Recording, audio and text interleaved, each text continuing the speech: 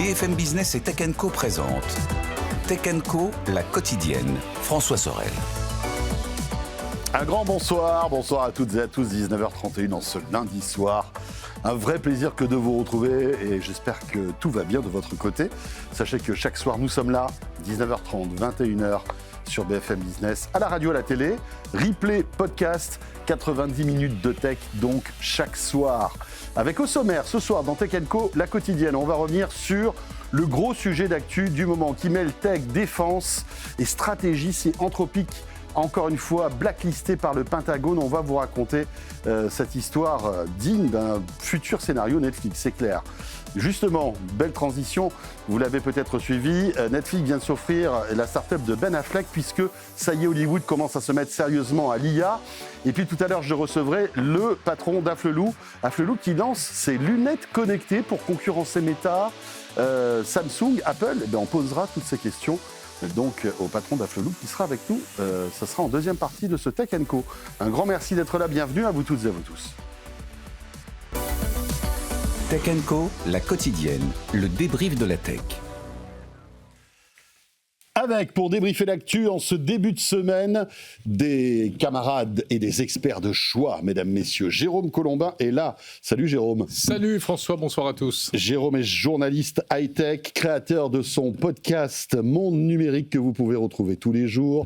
Voilà une succession d'informations, d'invités, etc. En audio, en vidéo. En audio, en vidéo, à l'écrit aussi, puisqu'il y a ton site, Monde Numérique. Tout à fait. Et puis nous avons aussi Damien Douany ce soir. Salut Damien. Bonsoir François. Responsable de l'innovation de l'école narrative et fondateur de Topos. Fin connaisseur aussi de l'actu tech, Damien, qui vient nous voir de temps en temps. Et en visio, nous avons Bruno Guglielminetti ce soir. Salut Bruno. Bonsoir. Comment ça va Bruno ? Ravi de te retrouver. Je suis heureux de vous retrouver comme ça en visio en plus. Voilà, journaliste, animateur de son carnet de l'actualité numérique, de ses 120 secondes de tech. Bruno qui officie régulièrement avec Jérôme Colombin. Ouais, j'ai l'impression d'être à la maison. Là, voilà, c'est ça. Et moi, une fois par mois, je suis avec vous pour un podcast qu'on fait tous les trois. Oui. Alors, messieurs, l'actualité, elle est passionnante. Elle est parfois peut-être un peu effrayante aussi, mais qu'est-ce que vous voulez ? C'est aussi l'époque qui veut ça. On va commencer par cette sentence qui est tombée. Anthropic a été donc inscrite sur liste noire par la Maison Blanche. Carrément, liste noire. C'est d'habitude les boîtes chinoises qui sont sur liste noire. C'est fou. L'entreprise qui avait signé un contrat de 200 millions de dollars avec l'armée américaine a refusé de donner un accès sans restriction à son IA Claude pour des usages militaires. On se souvient de la montée au créneau de son patron, de son fondateur, qui avait dit « pas de ça chez nous ».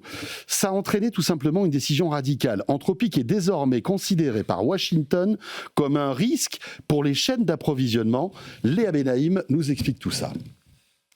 Anthropic a refusé d'ouvrir la boîte de Pandore et Donald Trump a répliqué un sort réservé normalement à des entreprises issues de pays adversaires des États-Unis, comme le fabricant chinois de drones DJI, et ce alors même que les modèles d'IA d'Anthropic continuent d'être utilisés en opération, notamment en ce moment même en Iran.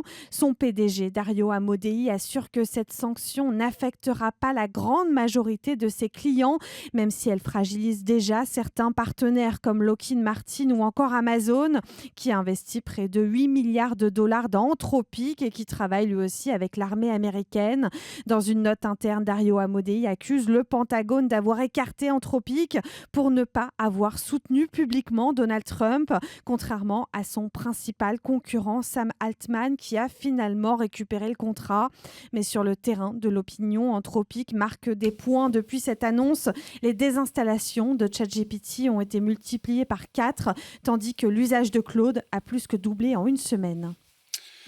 Alors, dernier rebondissement, en fait, Anthropic contre-attaque et porte plainte contre l'administration Trump pour faire valoir ses droits et mettre fin à une campagne de représailles illégale. Je ne sais pas trop ce que ça va donner, où ça va aller cette histoire-là, mais en tous les cas, on voit que Anthropic ne lâche pas le morceau. C'est une actualité, après ça rebondit dans tous les sens, on se croirait dans un bon billard à plusieurs bandes.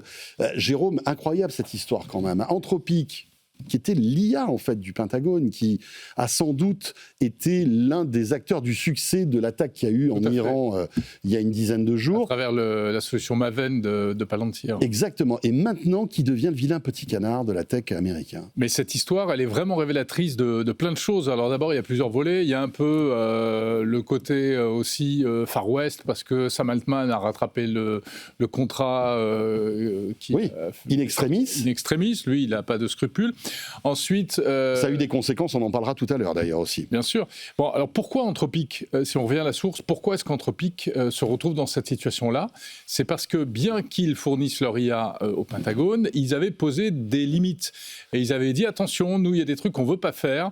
Deux choses principalement. On ne veut pas que notre IA serve à développer des systèmes de surveillance de masse qui pourraient nuire aux citoyens américains. Et deuxième chose, on ne veut pas que ça serve à développer des armes autonomes pilotées par intelligence artificielle.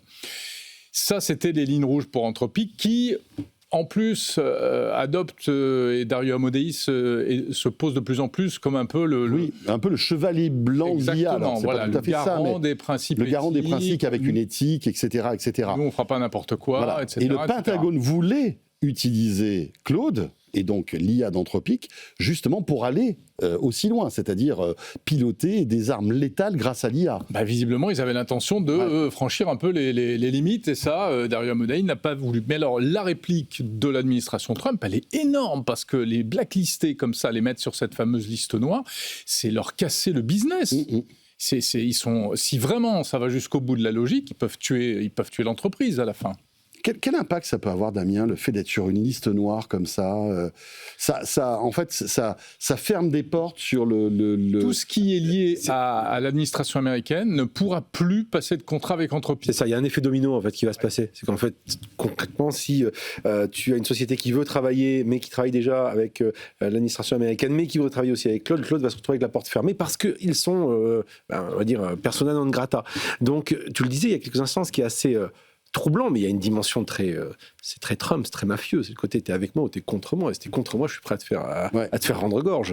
Bon, on va voir ce que ça va donner. N'empêche que d'un point de vue marketing, c'est bien joué. Parce que Anthropic se présentant un peu, déjà on l'a vu lors du Super Bowl avec les pubs qui sont venus gratouiller un tout petit peu OpenAI, ils prennent aujourd'hui une posture à la Apple. C'est-à-dire, tout comme Apple qui se présente comme le chevalier blanc de la protection des données, aujourd'hui on a Anthropic qui se présente comme l'acteur qui va être le plus, on va dire, vertueux sur l'usage de l'IA. C'est une posture qui, sur le long terme, peut être tenable s'ils arrivent à tenir sur le long terme. Ouais, Bruno, qu'est-ce que tu en penses? Parce que c'est vrai que Anthropic a gagné en popularité, parce que c'est vrai qu'avoir une boîte d'IA qui a quand même une éthique qu'elle respecte, quitte à se mettre à dos quand même l'administration américaine, il faut les poser sur la table, hein, excusez-moi de l'expression, mais c'est un peu ça quand même, hein, il faut avoir le courage de le faire. Et puis d'un autre côté, ça affaiblit, on l'a vu, OpenAI, hein, on en parlera tout à l'heure parce que ça a eu des conséquences. Quel est ton point de vue sur cette histoire, Bruno? Peut-être préciser une chose, c'est que d'une part, mis à part le fait qu'ils ont été mis sur la liste des risques pour la chaîne d'approvisionnement du gouvernement américain, il y a aussi Donald Trump qui a envoyé une missive très claire, c'est qu'aucune agence américaine ne pouvait maintenant utiliser un des produits d'Anthropic. Alors, c'est beaucoup plus large que, quoique c'est déjà large, d'être radié de la liste des fournisseurs et d'être même un fournisseur d'un sous-fournisseur, mais c'est donc tout l'écosystème gouvernemental américain qui met un X sur cet outil-là. Ayant dit ça, moi, j'avoue que j'ai été surpris la semaine dernière quand les gens d'Anthropic étaient devenus persona non grata, quand j'ai vu et le patron de Google et le patron de Microsoft dire « Vous savez quoi? Nous, on va continuer à offrir les outils d'Anthropic dans nos suites. » Et ça, j'avoue que dans le climat des choses aux États-Unis, j'aimais bien la petite image de mafieux, là. Dans le climat actuel des États-Unis, de dire non, nous, on reste de ce côté-là, c'est assez courageux de la part des entreprises de Google et de Microsoft parce qu'il n'y a personne qui veut être pris entre l'arbre et l'écorce et c'est exactement ce qui va arriver. Et là, avec la poursuite d'Anthropic qui va prendre à défaut le gouvernement américain en disant on va vous confronter devant vos affirmations et ça va être intéressant de les voir en disant non, c'est trop dangereux pour notre chaîne d'approvisionnement, mais on a quand même demandé à pouvoir les utiliser encore pendant 6 mois. Et on les a utilisés pendant les attaques sur l'Iran. Alors, ça va être assez intéressant d'entendre les avocats essayer de plaider ça quant aux risques qui sont encourus par les outils d'Anthropic. Oui, et encore une fois, on va se rendre compte peut-être que finalement cette décision qui était très punitive, instinctive de la part de Donald Trump, qui a dégainé ça très vite après le refus d'Anthropic, peut-être que ça va être retoqué par un juge ou une affaire à la TikTok. Voilà, c'est ça. Il y a plein de décisions qu'il prend et qui sont après retoquées, en fait. Parce que après, moi, je trouve que si on prend un peu de recul et qu'on met ça dans un contexte un peu plus politique, géopolitique, etc., en réalité, ce qui se passe, c'est, je veux dire, quelque part, Anthropic ne joue pas le jeu de l'Amérique en faisant ça. C'est d'ailleurs ce qu'on va lui reprocher, de ne pas être patriote, etc. Et ce jeu-là, il existe depuis des années. C'est ce qu'avait notamment théorisé beaucoup et s'est beaucoup expliqué là-dessus Asma Mala, que tu as reçu plusieurs fois ici, etc. Elle a beaucoup travaillé là-dessus. Et elle explique qu'il ne faut pas le perdre de vue. Le système américain, c'est les entreprises de tech. On les laisse aller grossir, inventer plein de trucs, etc. Mais ensuite, il y a l'État qui doit en profiter et qui aide les entreprises de tech. Et il y a le complexe militaro-industriel. Et en le disant ou sans le dire, ces trois choses-là sont liées. Et quelque part, si tu veux pas jouer le jeu, eh ben, tu te mets effectivement en difficulté. Alors, c'est l'administration Trump. Donc la réponse est violente sur la forme, oui, bien sûr. Mais c'est un cas qui est aussi très particulier. On est à l'ère de l'IA, donc on est dans un tout nouveau monde où ça rejoint l'armement. C'est un truc qu'on n'a jamais vu, connu dans l'histoire jusqu'à présent. Et en plus, ils sont dans une situation de guerre en ce moment. Donc, tous ces ingrédients font que ce qui se passe, il y a une forme de logique aussi. Il ne faut pas l'oublier. Ouais. Qu'est-ce que tu en penses, Damien ? On n'est pas un peu dans une histoire un peu comme la Oppenheimer, finalement, avec l'invention du nucléaire et de la bombe nucléaire qui, la volonté d'Oppenheimer, c'était pas que ça devienne une arme, létale. Et on a l'impression que là, le fondateur d'Anthropic est un peu dans cette posture-là. Il sait qu'il a créé un monstre qui peut-être lui échapper s'il donne tous les droits de ce monstre-là à l'administration américaine. Et voilà, tu as raison, mais la grosse différence, c'est qu'à l'époque, c'était l'État qui pilotait. Et là, c'est pas l'État, c'est des entreprises privées qui pilotent. C'est pour ça qu'il y a une petite musique même qui commence à se faire entendre, de la part même de ces big tech, qui est de dire, tiens, mais finalement, est-ce qu'il ne faudrait pas nationaliser ? Est-ce que finalement ça ne devient pas tellement stratégique que, tant qu'à prendre le pouvoir, que l'État mette la main là-dessus, Alors il y a une manière d'interpréter les choses quand tu dis finalement, quand tu remets dans le contexte, effectivement, on pourrait même remonter aux prémices d'Internet, parce que l'ARPANET à la base c'est militaire. Ce qui est intéressant à voir, c'est que finalement ça peut être aussi une posture que peut avoir une boîte comme Anthropic, qui est de dire, nous en fait les grandes entreprises de la tech, on a envie quelque part quasiment de se dire qu'on est plus fort que des États. C'est quelque part ce qu'on peut voir aussi quand on regarde leur poids économique, ne serait-ce que ça. Avoir des acteurs qui finalement se disent mais nous on doit avoir la liberté pour peut-être effectivement, on va dire, s'échapper de cette mécanique-là qui était intrinsèque aux États-Unis depuis des années. Le fait de se dire nous finalement on a envie d'être le maître de notre propre destin, ça peut être aussi une lecture assez intéressante. Après, Amodei, il joue un double jeu. Il est toujours celui qui, c'est un peu le pompier pyromane. C'est en gros, il est toujours le premier à faire un truc. Alors on a fait des études et on vous prévient, ça va être une catastrophe. L'IA. Franchement, ça va être difficile. Préparez-vous. Mais vous faites quoi ? Moi, je développe une IA. Donc, il y a toujours ce côté-là un peu chez Amodei. On ne sait pas trop si c'est du marketing, si c'est de la sincérité, si c'est une volonté. On le sait, face à Altman, ils ne peuvent pas se saquer. Vous vous rappelez, la dernière fois récemment, ils ne voulaient même pas se tenir la main. Donc, il y a un élément très clair, c'est qu'il a une vraie posture, je pense, une vraie croyance. Et quand il était chez OpenAI, ils étaient quand même déjà en conflit, Sam Altman et lui-même. Mais il y a quand même aussi ce petit côté qui est, je joue un peu avec le feu. On ne sait pas trop quelle posture il peut avoir, quel est le degré de sincérité, le degré de marketing, le degré d'opportunisme. Ouais, Bruno, d'accord avec la vision de Damien ?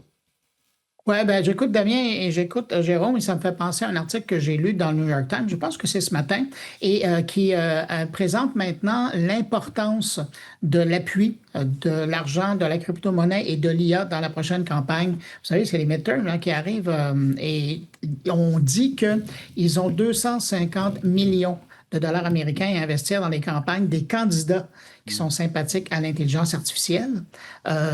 Ça va peser, ça, dans la prochaine campagne. Et ça, c'est l'automne prochain. Alors, il y a vraiment un jeu de pouvoir qui se fait. Et j'avoue que les théories qui sont avancées, c'est-à-dire que Anthropic qui prend ses distances, contrairement à OpenAI qui, lui, se colle carrément sur l'administration Trump, j'ai l'impression qu'il y en a un des deux qui va payer à long terme et c'est pas nécessairement OpenAI. Alors ouais, voilà, parce que c'est la deuxième actualité. On a laissé de côté OpenAI pour cette première partie, mais on va y revenir parce que effectivement, par opportunisme, OpenAI, lui, après le refus de signer ce contrat de la part d'Anthropic, il fallait trouver un remplaçant. Et le remplaçant tout naturel, ça a été OpenAI. Sam Altman, quelques heures après la déclaration de Donald Trump, a signé ce contrat de 200 millions de dollars, qui n'est pas un contrat... Alors, ça fait beaucoup d'argent, 200 millions de dollars, mais par rapport aux investissements, c'est vraiment... C'est peanuts, quoi, finalement. Et donc, OpenAI signe en acceptant, en quelque sorte, comment dirais-je, la no-limite du gouvernement. Alors, oui, pas tout à fait, parce que... mais visiblement, il l'aurait signé. Donc, s'il a signé, c'est qu'il y a quand même il y a eu un terrain d'entente avec l'administration américaine. Oui, mais il dit qu'il a obtenu contractuellement des garanties que ces fameux guidelines qui avaient été fixés par Anthropic ne seront pas franchis. Ce à quoi Anthropic répond bullshit, c'est pas vrai. Et alors, Dario Amodei a fait une remarque que je trouvais hyper intéressante là, il y a quelques jours. Il dit, en plus, et ça ramène à un sujet dont on parle souvent, c'est le côté boîte noire des IA. Il dit, en plus, de toute façon, on ne sait pas trop comment l'arrêter d'une certaine manière. Une IA, elle ne sait pas si ce qu'elle est en train de faire, c'est bien ou c'est mal. Et, oui, elle n'a pas d'état d'âme, en fait. Elle n'a pas d'état d'âme, oui. On va lui fixer des objectifs, elle va tout faire pour atteindre les objectifs, et advienne que pourra. Donc, Amodei dit à Altman, c'est pas vrai, les garanties qu'on t'a données, c'est bidon, ça vaut rien. Et alors la conséquence est sans doute on va dire que l'administration a nos limites sur OpenAI, c'est que une personne de poids de chez OpenAI a dit OK, puisque vous avez signé, on a signé avec l'administration américaine et le Pentagone, eh bien je m'en vais. Cette femme, c'est Kathleen Kalinowski, qui dirigeait en fait l'équipe robotique et qui a décidé de refuser de cautionner cet accord signé avec le département de la défense américaine. Elle dénonce en fait un manque de débat sur ces deux sujets qui sont quand même chauds, la surveillance de masse et l'autonomie létale. Ça veut dire que finalement, elle a peut-être lu les lignes de ce contrat et que finalement, la défense américaine a le droit de faire ce qu'elle veut avec OpenAI, sans doute. Moi, ça ne m'étonnerait pas que ce départ ne soit pas le dernier. Ça ressemble à ce qu'on avait vu chez Google, quand Google a commencé aussi à passer des contrats avec l'armée américaine. Ça n'a pas plu à tout le monde en interne. Et il y a eu des départs, des mouvements de protestation, etc. Oui, il y a quelque chose qui doit se passer dans la tête des employés de ces grandes entreprises aujourd'hui. Et il doit y avoir un peu des conflits internes pas faciles à gérer, je pense. Mais il y en a actuellement d'ailleurs, parce qu'il y a des salariés de Google, Microsoft d'ailleurs qui se plaignent et qui aussi disent aujourd'hui qu'ils n'ont pas envie d'être associés à ça, justement. Ouais. Mais la manière dont ce que tu décris sur le côté je passe en force, ça rappelle typiquement ce qu'avait fait auparavant Sam Altman et qui a fait qu'il a été frontalement d'abord débarqué puis il est revenu et il était face à Amira Murati. Et justement, déjà, Dario Amodei. Donc, cette volonté de sa part d'essayer de manipuler un peu les choses à son avantage, ça n'avait pas plu à l'époque à ces deux personnes. Donc, quelque part, c'est un peu sa technique. C'est un peu une méthode Zuckerberg revue et corrigée. Donc, est-ce que c'est surprenant du personnage ? Je ne pense pas. De ce que l'on en voit, bien sûr, je ne le connais pas personnellement, mais de ce qu'on en voit. Et est-ce que ça va apporter de plus en plus dans des boîtes, justement, ce genre de tension ? Très clairement. Après, je ne me fais pas de soucis sur cette personne. J'espère pour elle. Je pense qu'elle devra retrouver du travail assez vite, vu son niveau. Bruno, alors évidemment on parle beaucoup d'Anthropic, on parle beaucoup d'OpenAI, en revanche on ne parle pas de Google, on ne parle pas de Microsoft. Alors qu'est-ce que ça peut bien vouloir dire ? Est-ce qu'ils ont une éthique tellement forte qu'ils ne collaborent pas avec la défense américaine ? ou est-ce qu'ils se font tout petits en ce moment parce qu'ils n'ont pas envie qu'on dévoile un petit peu leur contrat et leur collaboration? Ils sont quand même derrière les réactions dont tu parlais tout à l'heure. C'est des associations de ces entreprises qui ont dit que c'était pas joli de traiter comme ça une boîte américaine. Ouais, mais on est d'accord que Google et Microsoft ont forcément des contrats avec la défense américaine, c'est obligatoire.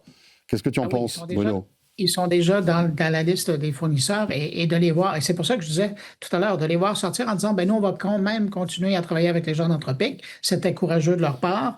Mais c'est sûr que Google et Microsoft, ces derniers jours, ils se baissent la tête en espérant que la discussion passe au-dessus de leur tête. Parce qu'ils n'ont pas intérêt à commencer à aller mettre la main dans la mécanique. Là, pour le moment, ça joue entre deux... chez vous dites des pure players, là, des joueurs qui ne font que dans l'IA. Alors, ils laissent la bataille se passer là, mais c'est sûr que si à un moment donné, on leur demande, et puis eux, ils ne sont pas sortis. Quand Anthropic, ça n'allait pas, dans le fond, il y avait deux boîtes qui auraient pu réagir. Il y avait OpenAI, et c'est eux qui l'ont fait, puis il y avait qui d'autre dans la mêlée? Il y avait les gens de Meta. Probablement que Mark Zuckerberg aurait été le premier à courir dans les bras de Donald Trump pour lui offrir, sauf que son Meta AI n'est pas à point. Donc, il ne peut pas l'utiliser. Mais sinon, s'il avait eu quelque chose de sérieux, c'est certain qu'il aurait couru à Washington en disant « Mais nous, on va le faire pour vous et advienne que pourra de nos autres propriétés. » Ouais. C'est vrai. Bon, on a fait le tour de cette histoire-là. Alors, Sam Altman dit quand même, pour sa défense, que des ingénieurs d'OpenAI travailleront main dans la main avec le ministère de la Défense et qu'il y aura des lignes rouges que les ingénieurs d'OpenAI ne pourront pas franchir. Bon, voilà. Mais qu'est-ce que ça veut dire, en fait? Rien, ça ne veut rien dire. Non, c'est rien. Les promesses n'engagent que ceux qui les croient, comme disait un grand politique à une époque. Honnêtement, l'armée américaine doit rêver de pouvoir mettre au point ces trucs-là, ces armes automatiques, ces systèmes de surveillance, c'était techniquement possible, ils n'ont qu'une envie, c'est de le faire. Alors, troisième actu qui est intimement lié à tout cela, c'est en fait le rôle de l'IA dans la défense et dans la guerre. Ouais. Ça, c'est nouveau. Ça, c'est complètement nouveau. Pour tous ceux qui doutaient de l'impact de l'IA dans les industries et dans tous les secteurs de la société, eh bien, sachez qu'il y en a un qui bénéficie en fait de cette accélération de l'IA, c'est la défense. On parlait tout à l'heure, l'attaque qui a été la première attaque meurtrière en Iran, elle a été en tout cas mise en place grâce à l'IA. Et effectivement, on se pose des questions, parce qu'avec ces drones autonomes, ces analyses de milliers de données, la hiérarchisation des cibles, c'est vrai que tout ça fait que la guerre est transformée par l'IA. Et on se dit, voilà, est-ce qu'il faut... comment peut-on légiférer tout ça? Est-ce qu'il faut une éthique? C'est compliqué. Elle ne viendra pas des militaires. Mais c'est sûr qu'on est à une époque nouvelle où c'est sans doute la première guerre assistée par intelligence artificielle. De l'IA, il y en a à plusieurs strates. Tu l'as dit, pour l'analyse des données, puisque toutes les informations collectées, ça va des données numériques, jusqu'on sait que, par exemple, Israël avait piraté les réseaux de caméras de surveillance en Iran, etc. Tout ça, c'est beaucoup, beaucoup de données, il faut pouvoir les analyser. Donc, l'IA a été utilisée pour ça. Ensuite, pour, du coup, proposer des cibles, je crois, pendant les premières 24 heures, le logiciel, le système Maven de Palantir a permis immédiatement de proposer aux militaires américains 1 millier de cibles iraniennes à attaquer, tout de suite. Donc ça, on analyse. Ensuite, on aide à la décision. Et puis, la facette qui nous fait énormément peur, c'est à quel moment l'IA va prendre la décision elle-même. Elle le prend déjà un petit peu sur des engins, sur des drones qui sont autonomes, les Israéliens non, mais tous les pays travaillent là-dessus. Bien sûr. Mais jusqu'où ça peut aller? Toutes les questions d'éthique, qui est responsable s'il y a des erreurs, etc., etc. Voilà, et là on rentre dans des scénarios de films de science-fiction qu'on a tous connus, mais qui se rapprochent dangereusement de la réalité, Damien. Alors, dangereusement, effectivement, on peut penser à Wargames ou à Terminator, choisissez votre camp, mais c'est à peu près pareil, ces machines qui décident, surtout que tu le pointais du doigt, et tu le disais tout à l'heure aussi, les IA sont un peu des boîtes noires, donc il y a un moment, on ne sait pas trop comment l'algo il fonctionne, on ne sait pas trop comment, par rapport à l'objectif qui lui est donné, quel va être le chemin qu'il va parcourir pour arriver à atteindre la décision qu'on lui a donnée. Donc il y a un point quand même là, ici, qui est un peu flippant, c'est effectivement cette notion d'aller au bout de l'histoire. Je citais le film Wargames, pour ceux qui s'en rappellent. Hein. La machine crée une vraie fausse guerre pour atteindre l'objectif qui est on doit détruire l'ennemi, et jusqu'à déclencher carrément une guerre thermonucléaire globale, comme dit dans le film. La question de fond, quand même, par rapport à l'éthique... 40 ans, plus de 40 ans. Tout à fait, oui. Mais j'étais enfant. Mais c'était flippant à l'époque déjà. Non, la question de fond, quand même, tu le disais, par rapport à l'éthique. La question de fond, elle est là. C'est que, est-ce que, par rapport à l'Europe, prenons l'exemple de l'Europe, on a la Chine, l'Europe, les États-Unis, qu'est-ce qu'on fait? On a des bons sentiments, on dit on ne franchit pas certaines lignes, mais les autres le font. Qu'est-ce qu'on fait pour notre propre défense? En gros, c'est le principe des armes bêtes versus les armes intelligentes. Quel choix on va faire? Et c'est une vraie question, et je pense que la question de l'éthique n'est pas le seul élément qui permet de prendre le choix. C'est Palmer Luckey qui a dit, de toute façon, la question, c'est plus IA ou pas IA dans les armes, enfin, c'est les armes intelligentes et les armes pas intelligentes. Exactement. Et rappelons que de temps en temps, l'IA hallucine. Hein, on le voit. Alors l'IA générative. Mais, est-ce qu'on n'est pas à l'abri d'erreurs, si tu veux? Il peut y avoir des biais, il peut y avoir des injections de prompts malveillants, il peut y avoir plein de trucs. Bien sûr. Moi, Bruno, et après Jérôme. Jérôme, je pense que ce qu'il allait dire, c'est aussi ce qui va être intéressant à suivre, et ça, probablement que d'ici 1 an, 2 ans, on en entendra parler, mais vous pouvez être certain que dans la préparation de l'IA offensive, il y a les prompts ou les requêtes qui vont infecter les systèmes des opposants. Et donc, ça, il n'y a personne qui est à l'abri, là. Autant Israël ou les États-Unis, puis jusqu'à un certain niveau, l'Iran, qui jouait aussi avec ça. Donc, à l'utilisation de l'IA, à un moment donné, il y a probablement des gens dans certaines opérations, particulièrement de l'aide à la décision, quand on utilise l'IA, s'ils se font infecter ça par le camp qu'ils sont en train d'attaquer, ben ça aussi, ça va générer des informations qui sont erronées. Peut-être que c'est une nouvelle façon d'être offensif et de se défendre en allant jouer et corrompre en quelque sorte l'IA qui aide par la suite les militaires à travailler. Et c'est ça aussi qui va être intéressant à voir dans les prochains mois. Wargames 2, ben voilà, on a la suite. Hein. Mais moi, ce qui me fait peur le plus peut-être dans l'histoire, c'est un peu le phénomène qu'on a constaté avec l'IA au service des médecins, où l'IA vient aider le corps médical, vient l'augmenter, apporter plein de choses et tout. Et qu'est-ce qui se passe du coup? Il y a eu des études qui ont montré ça, que les médecins se désengagent et ils ont tendance à faire plus confiance à l'IA. Bon, ben elle a dit que, ou bien, etc. Parce qu'on a un biais humain qui est de dire que la machine est meilleure que nous. Et puis au bout d'un moment, on va se rendre compte qu'elle ne fait pas d'erreur, donc on se dit, cool, super, génial, je lui fais confiance. Donc si les militaires qui, in fine, aujourd'hui, valident ou pas les frappes en question, décident à la fin de dire, oui, bon, ben moi je ne l'aurais pas fait, mais l'IA dit qu'il faut le faire, allons-y. Donc on va le faire. Là c'est chaud. Ouais, c'est très chaud. C'est très très chaud. Juste pour conclure, la question qui se pose quand même rapidement, c'est la question de la souveraineté numérique de tout ça. Et ça pose une question sur ce que l'Europe doit faire, tout simplement. Alors, on a déjà le problème de dire des pays qui ont acheté les F-35, mais ils ne peuvent pas décoller. Voilà. Donc, par conséquent, demain, qu'est-ce qu'on va faire là-dessus? Et ça pose une vraie question. Ça peut être un coup de booster pour beaucoup de choses. Je ne pense pas qu'à Mistral, mais je pense à d'autres startups qui travaillent dans le domaine de l'armée. Il y a quelque chose qui va se passer autour de ça. Mais Mistral qui a passé des contrats avec l'armée française. Complètement. On revient dans un instant, bientôt 20h. Tech & Co, la quotidienne, on est de retour après cette petite pause. À tout de suite. Tech & Co, la quotidienne sur BFM Business. Tech & Co, la quotidienne, le débrief de la tech. Voilà le retour de Tech & Co, la quotidienne à suivre comme sujet. Dans quelques instants, on évoquera l'éducation nationale qui, vous le savez, stocke évidemment beaucoup de données dans son cloud pour diverses raisons et aussi a forcément des suites d'office, de travail.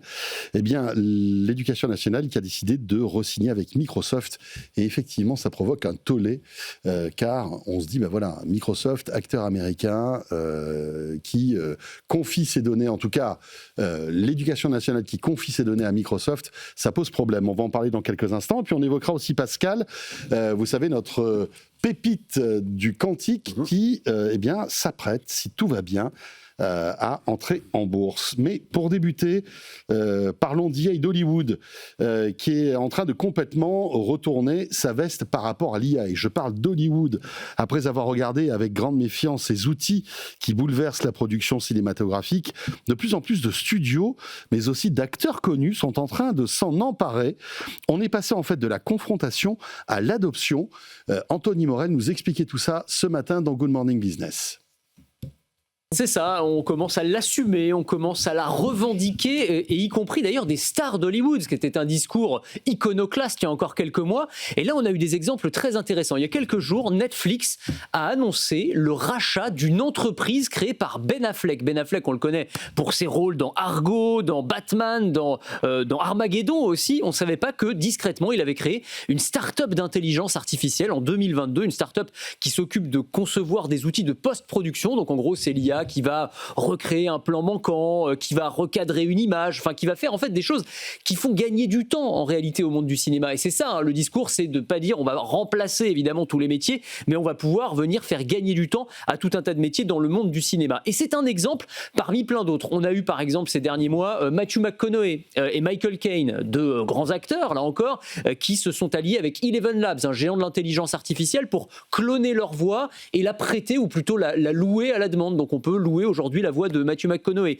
On a aussi Robert Downey Jr. Alors je ne l'ai pas mis sur le petit visuel parce qu'il a une relation un petit peu plus compliquée avec l'IA. Lui, il a un fonds d'investissement dans l'intelligence artificielle, donc il a beaucoup investi, mais pas forcément directement dans le cinéma. Sur le cinéma, il a une position qui est assez claire. Il dit non, mais moi, s'il y a un réalisateur qui recrée mon image en IA, même quand je serai mort, je lui colle un procès comme jamais il en a vu. Donc voilà, c'est l'IA, ok, mais pas pour faire n'importe quoi. Et le pionnier dans ce domaine, c'était Ashton Kutcher, qui lui aussi a investi dans la tech assez massivement, notamment dans l'intelligence artificielle, et qui disait dès 2022, donc on était juste à 2023, mais juste après la sortie de ChatGPT, pourquoi on s'embêterait à filmer des plans d'extérieur d'une maison quand on peut créer la même chose pour quelques dollars? Demain, au lieu de regarder un film que quelqu'un a réalisé, je générerai et regarderai mon propre film. Là encore, discours totalement iconoclaste il y a quelques mois. Eh bien voilà, ça y est, la boîte de Pandore est ouverte, hein, finalement, ça y est, la brèche est là, et l'IA est en train d'envahir, en fait, tous les outils de post-production. Alors, attention, la start-up qu'avait créée il y a 4 ans Ben Affleck et qui a été rachetée par Netflix ne permet pas de faire des films en IA, hein. Elle est là simplement, comme l'expliquait Anthony, d'aider en post-production, recadrer les images, etc., mais comme le disait Anthony, ça fait gagner du temps, tout ça. Ouais, mais la vision d'Ashton Kutcher qu'il évoque, elle est intéressante parce qu'elle va plus loin. C'est pas seulement la post-production, c'est la production tout court. Mais oui. Mais écoute, moi je trouve que c'est une bonne nouvelle. Il faut arrêter de pleurnicher, d'avoir la trouille, etc. L'IA est là. C'est évident que ça va aller sur le terrain notamment de la création artistique. C'est déjà dans la musique, c'est déjà dans le cinéma. Bon, il faut embrasser le truc. Il faut pas avoir une attitude. Alors bon, je travaille pas dans le cinéma, donc c'est peut-être plus facile pour moi de dire ça. Et nonobstant les énormes problèmes pour ceux qui ne sont pas des méga stars et qui auront plus de difficultés évidemment à faire face à ce tsunami. Mais de toute façon, ça arrive. Donc il faut surfer sur la vague. Il ne faut pas essayer de passer dessous. Hein. Et Ben Affleck qui, au passage, n'a plus de souci d'argent. S'il en avait, je pense que ça s'est réglé. Puisqu'il faut savoir qu'il a signé un autre contrat avec Netflix, puisqu'il a, avec Matt Damon, produit des films qui ont été un tel succès sur Netflix que Netflix a décidé de signer l'exclusivité de leur talent finalement pour créer les prochains blockbusters de Netflix dans les années qui viennent. Donc rachat de start-up plus ce contrat à mon avis juteux pour faire de nouveaux films, c'est plutôt pas mal quoi. Bruno, qu'est-ce que tu en penses de tout ça? Je pense que c'est deux amis qui sont très heureux et qui vont probablement avoir la liberté de faire ce qu'ils veulent. Mais un peu comme Jérôme le disait, hein, aujourd'hui, je pense qu'il y a un constat à Hollywood. Et d'ailleurs, c'est OpenAI qui le disait l'an dernier. Quand ils ont sorti Sora, eux, ce qu'ils veulent faire, c'est prouver à Hollywood que l'avenir est dans leurs outils. Et il y a une équipe qui est encore en train de travailler, mis à part leur activité militaire, là, il y a une équipe qui est en train de travailler chez OpenAI pour développer le premier long-métrage d'animation qui sera fait totalement à partir de l'IA. Ça, une fois que ça sera présenté à l'affiche et peut-être présenté sur Netflix, imaginez la tête des autres studios, des Disney et compagnie qui ont investi des fortunes dans des équipes de travail qui vont se rendre compte que finalement, on peut arriver avec plusieurs centaines de millions en moins, arriver à produire quelque chose d'aussi grande qualité. C'est ce qui pointe au bout du nez de ces gens-là. Alors, comme Jérôme le dit, je pense que vaut mieux se préparer et préparer notre entrée dans ce milieu-là plutôt que d'essayer d'arrêter une vague qui est de la hauteur d'un tsunami qui s'en vient. Oui, parce que Damien, on est au tout début, en fait. Moi, je suis pas du tout d'accord avec vous, messieurs, mais vraiment pas. En fait, mais Jérôme, il le sait. On s'est gentiment pris le bec sur Twitter il y a quelques jours, très gentiment, mais juste qu'on n'était pas d'accord. C'était sur une question des doubleurs. C'est pas parce qu'on peut qu'on doit. C'est-à-dire, autrement dit, la question de fond, là, dans le cas de Netflix, c'est que c'est une société qui fait de la post-prod. Donc, en gros, c'est des effets spéciaux, des FX, comme on dit en anglais. Donc, d'ailleurs, c'est ce que faisait déjà un James Cameron lui-même, qui dit, moi, je fais des films, mais j'utilise déjà l'IA depuis bien longtemps pour faire des choses dans mes films, mais ça ne m'empêche pas d'utiliser des vrais acteurs et je continue à les utiliser pour faire des films. Donc, je pense que la question de fond... Tout à fait. Toujours Donc, je pense qu'il faut distinguer deux choses.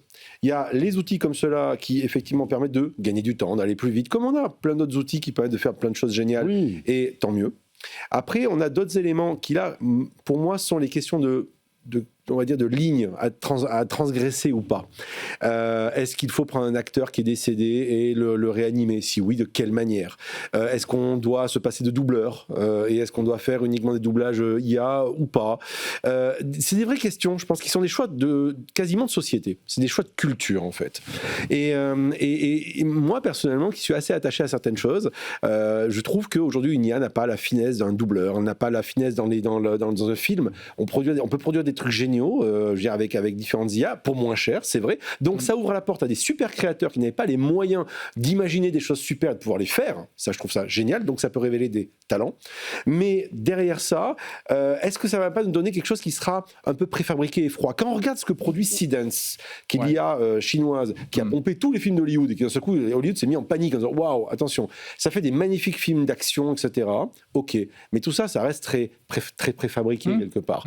Donc refaire un nouveau Marvel, why not? Faire quelque chose qui sortira de ça, c'est la question que je me pose. C'est où est-ce qu'on va avoir encore cette degré de liberté que la machine ne va pas, on va dire, enfermer de par les films qu'elle aura pompés, engrangés et ensuite ressortira. C'est là où je me pose la vraie question. Mais c'est pour ça que je pense qu'il ne faut pas mélanger le fait qu'il y a des choses qui vont se faire, mais ça ne veut pas dire que ça va tout remplacer. Moi, je suis persuadé qu'il y aura toujours de la création humaine. Ce sera un côté un peu premium, mais il y a plein de films, et soyons même très durs, qui sortent aujourd'hui, et des films français, mais franchement, qui ne méritent pas de coûter ce qu'ils coûtent, qui pourraient être faits beaucoup moins cher, et pour un résultat et pour un nombre de spectateurs pareil. Donc, ce que je veux dire, c'est que c'est pas une substitution totale, mais et puis ton argument de dire c'est pas aussi bien quand c'est de l'IA que quand c'est des humains, tu sais très bien que ça c'est une chose qu'on peut de moins en moins dire en technologie. C'est pas aussi bien aujourd'hui, mais ce sera mieux demain. Alors moi personnellement, je fais pas partie des 85% de gens qui regardent des films doublés. Je déteste les films doublés, même par des humains. Je trouve ça horrible. Je n'y crois pas une seconde. Donc je préférerais un doublage bien fait par IA avec la voix du vrai comédien qui reprendrait même les intonations du comédien plutôt que ces espèces d'intonations chantantes. Tiens, ça c'est un tacle pour mon ami québécois puisqu'il y a plein de doublages qui se font au Québec, mon cher Bruno. Si on sait que c'est une industrie chez vous. Non, enfin bon, mais je ne veux pas mélanger mon avis personnel. Moi, j'aime pas ça. Mais je pense que de toute façon, ça va se faire. Il n'y a pas 36 000 options. Ça va se faire. Et le fait de dire ah non, c'est pas bien, il y a une question morale, c'est pas aussi bon, etc. Non, c'est pas moral, c'est pas ça. C'est pas la question morale. C'est la question de se dire qu'est-ce qu'on veut arriver à garder qui est peut-être une certaine qualité.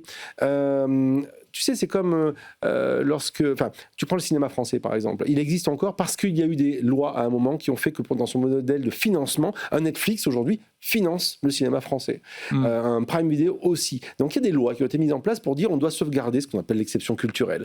Et qui fait qu'aujourd'hui, le cinéma français est un des rares encore en Europe qui tient la dragée haute, quand tu regardes les chiffres, même s'il y a des mauvais films, on est d'accord, au cinéma américain. Donc il y a une volonté de faire fonctionner un système. Bien sûr qu'il y a des choses qui évoluent, et bien sûr qu'il ne faut pas être arriéré, je suis d'accord avec toi, mais moi je fais appel au droit à la nuance. C'est-à-dire en gros de dire, il y a peut-être des choses qu'il faut peut-être se demander si on n'a pas envie de les sauvegarder, ou essayer de voir comment on peut les adapter en douceur, dans la manière, par rapport à un monde qui est très dur aujourd'hui, et notamment où les technologies ont des ruptures extrêmement violentes. Je pose cette question-là. Moi, je pense que... Alors, Bruno, après, bien sûr, je pense que... le talent humain s'exprimera toujours, même avec un outil comme l'IA. Et ça permettra même, je pense, à des talents qui n'ont pas la possibilité d'accéder à des outils et des budgets D'accord ? monstrueux comme il le faut aujourd'hui pour faire un blockbuster, eh bien de pouvoir s'exprimer et de faire des courts-métrages, ou des films d'animation, ou même des films d'action, finalement, devant leur Mac, devant leur PC, avec des outils qui vont maîtriser à la perfection, et qui seront de bons films parce que ils auront donné leur âme à ces films-là. Pour les créateurs qui ont envie de créer un truc génial, ce sera super. Et d'ailleurs, on le voit aujourd'hui, Moi, il y a des festivals de films avec des trucs géniaux. La question, c'est plutôt des Disney ou des grandes majors qui vont se dire, je vais pouvoir grignoter, tu as un peu de budget, je vais pouvoir grignoter un peu de mais tu sais, regarde. Et c'est ça qui me pose question. Moi, c'est souvent l'exemple que je prends, un Pixar, par exemple. Un Pixar, il n'y a rien de plus tech qu'un dessin d'animation de Pixar. Il n'y a pas de comédien, il y a tout ça. Mais la plupart des gens pleurent à la fin d'un Pixar, tu vois. C'est ça qui est terrible. C'est la qualité de la réalisation et surtout de l'histoire. Voilà, mais parce que derrière, il y a des humains qui se servent d'outils technologiques qui font que, justement, ils arrivent à restituer une émotion. Je suis d'accord avec et toi. Je pense qu'avec l'IA, de la même manière, on y arrivera. Si demain Universal dit, je sors le premier film avec le premier scénario écrit par une IA, je demande à voir. Ouais. Parce que je pense qu'on aura quelque chose qui sera peut-être super, mais qui ce sera du McDo. On verra bien. Tiens, tu évoquais tout à l'heure le métier de doubleur, sachez que le 18 mars, j'aurai le plaisir de recevoir sur le plateau de Tech & Co Patrick Cuban, qui est artiste, interprète, c'est la voix de Canal. Donc il a une belle voix, etc., qui fait plein d'autopromos, etc. Je crois qu'il fait la promo aussi d'RTL2, enfin les jingles d'RTL2. Il sera avec Emmanuel Curtil. Ah oui. Je ne sais pas si vous voyez qui. C'est la voix de Jim Carrey. De Jim Carrey, entre autres. Ouais. Enfin, il a fait plein de voix. C'est un comédien qu'on ne connaît pas, mais dont on connaît sa voix. J'espère qu'ils ont protégé leur voix, ces gens-là. Eh bien, tu sais quoi, ils seront sur le plateau de Tech & Co, parce que j'avais envie de les recevoir. Ils sont assez pushy là-dessus. C'est-à-dire qu'ils veulent défendre leur métier, ils ont raison, et ils vont nous expliquer comment ils veulent le défendre, comment ils peuvent le défendre, et surtout, comment vont-ils réagir face à l'arrivée de cette IA. Et c'est vrai, tu le disais, peut-être que demain, doubler un film d'Al Pacino avec sa voix en français, avec son intonation, ça sera peut-être... des fois, il y a des très mauvais doublages, je suis d'accord avec toi là-dessus. Je préférerais la voix originelle, ça je suis quand même d'accord avec toi. Et puis des fois, il y a des choses qui sont un peu magiques. Je les ai jamais vues. Jim Carrey, splendide. Tout ça a été inventé en fait par Emmanuel Curtil, justement. Mais bon, on reviendra, ça sera le 18 mars pour ce sujet sur les doubleurs. On enchaîne Bruno, avec... Oui, je crois que Bruno... Oui, Bruno, pardon, excuse-moi. Vas-y, Bruno. Heureusement que Jérôme est sur le plateau. Merci. Mais non, ce que je voulais ajouter pour compléter, c'était que ce qu'on est en train de voir du côté de Hollywood, mis à part l'acquisition qui sont faites de la compagnie de Ben Affleck, c'est aussi des outils d'IA qui demandent le savoir-faire et la connaissance de professionnels. Mis à part le script qui va répondre aux besoins d'un réalisateur et qui va mettre à même la machine ou l'IA de production son information. Après, il y a le directeur photo qui va travailler sur les angles de prise de vue qu'on va demander à l'IA de générer. Les gens qui s'occupent de la décoration qui vont faire des propositions au niveau de l'endroit, l'éclairagiste qui va faire des propositions au niveau de l'éclairage. Il y a tout un savoir-faire qui est humain, qui font partie de grands métiers de cet art qu'est le cinéma. Et ça, il y a des solutions qui sont en train d'être développées, j'en ai vu, qui vont faire appel à ces capacités-là. Alors, probablement que on va être capable d'aller rejoindre le plaisir d'un Jérôme et je n'aurai pas la nostalgie, je ne veux pas être méchant, de Damien, avec un outil comme ça. Bon, en tout cas, sujet passionnant, bien évidemment, qui évolue en plus tous les mois. C'est ça qui est incroyable. On enchaîne avec la souveraineté numérique. Vaste sujet qu'on évoque Il y avait longtemps. souvent dans Tech & Co. C'est vrai qu'il y avait longtemps. Avec encore une fois ce cas étonnant, l'éducation nationale, qui, on va dire quand même, qui est, comment dirais-je, devrait être au fait de tous ces sujets liés à la souveraineté, à la protection des données, etc. L'éducation nationale qui a renouvelé en fait son contrat avec Microsoft pour 4 ans en plus. C'est pas 1 an en disant on attend pour voir ce qui va se passer et puis on verra dans 1 an. Non, là c'est 4 ans. Ils sont forts les commerciaux de Microsoft. Ils sont très très forts. Ils sont très très forts.